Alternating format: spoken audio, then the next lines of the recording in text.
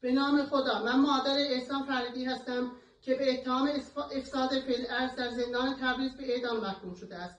احسان هنگام دستگیری کمتر از 20 سال داشت و حالا 17 ماه است که پشت میله‌های زندان با امید و اضطراب و بیم و نوید زندگی زیستن و مرگ را لحظه به لحظه نفس می‌کشد.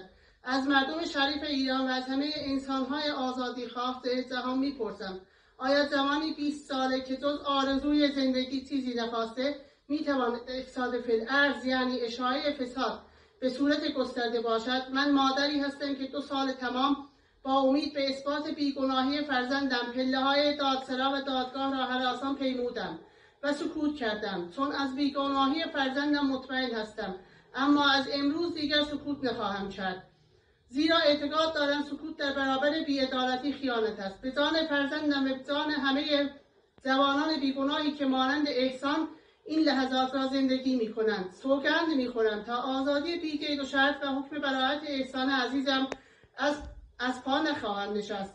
امیدوارم هیچ مادری برای نجات جان فرزندش پاره تنش اینگونه در رنج و عذاب خود را به آب و آتش نزند.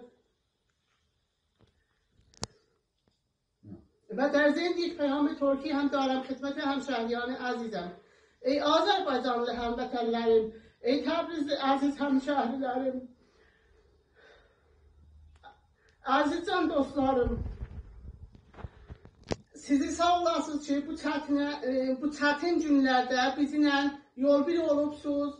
Nə bir edam, nə bir edam, nə bir edam.